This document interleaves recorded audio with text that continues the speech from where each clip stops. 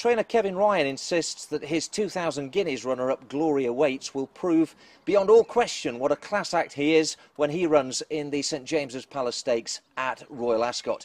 And I've come along to Kevin's North Yorkshire stables to have a look at the classic runner-up and the rest of his Royal Ascot team.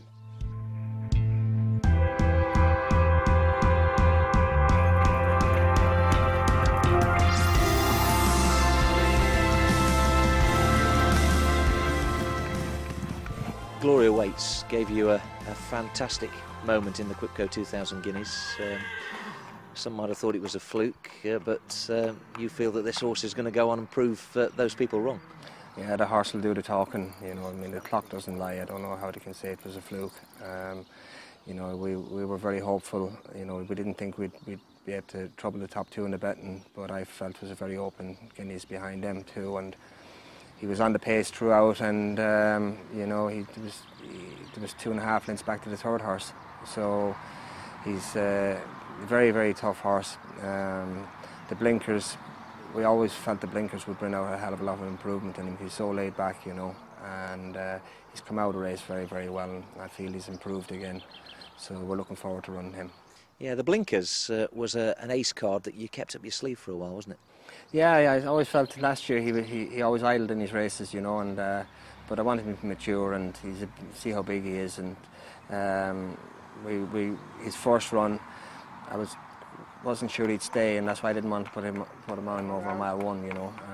So we saved him for the Guineas, and it worked the oracle really.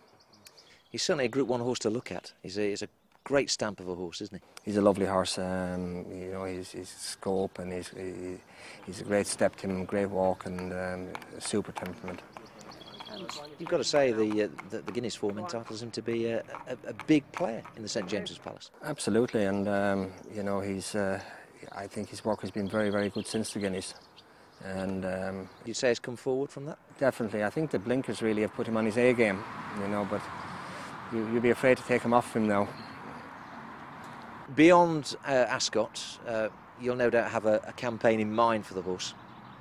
Yeah, we'll get Ascot out of the way, and then we'll make a plan for the rest of the season then, you know. But Ascot is the main one at the moment, and he has other entries after that, and we'll play it by ear.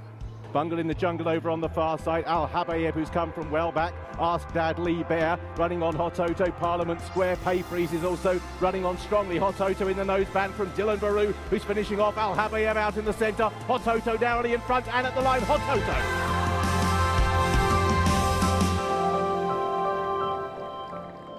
Kev, you're no stranger to success with 2-year-olds at Royal Ascot. You've got a couple of really nice prospects this year, including Sleeping King, who could go for the Norfolk or the Windsor Castle.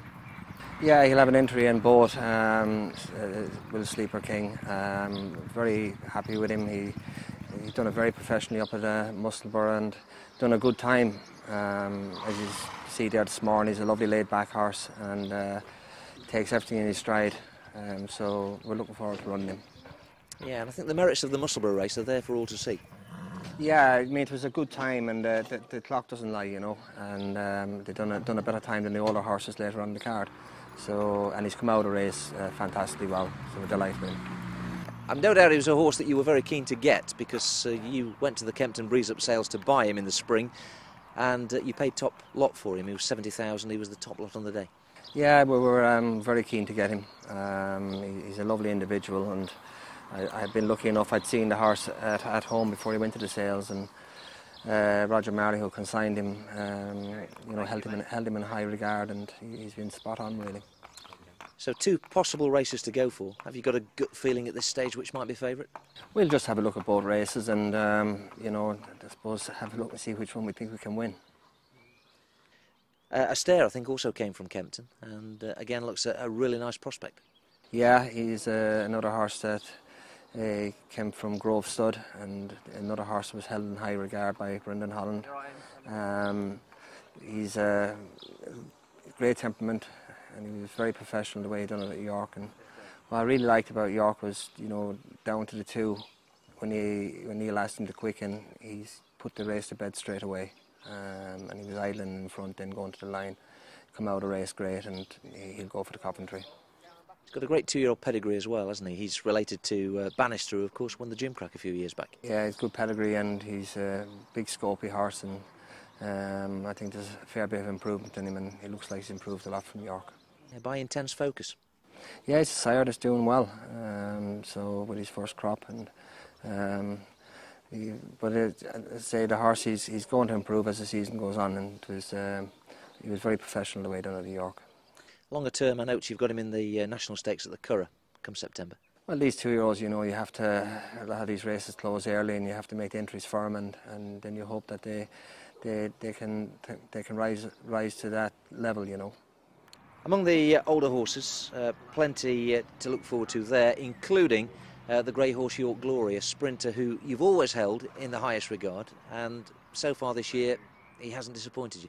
No, he's in the Wokingham, and he's in great form, and he's a horse that loves his racing and takes his racing very well.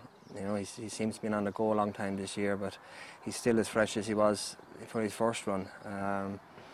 He's going to pop up in a big one day. Things are just going to drop right for him, and he needs an end-to-end gallop, which he'll get at Ascot, and then you just need to get the splits at the right time.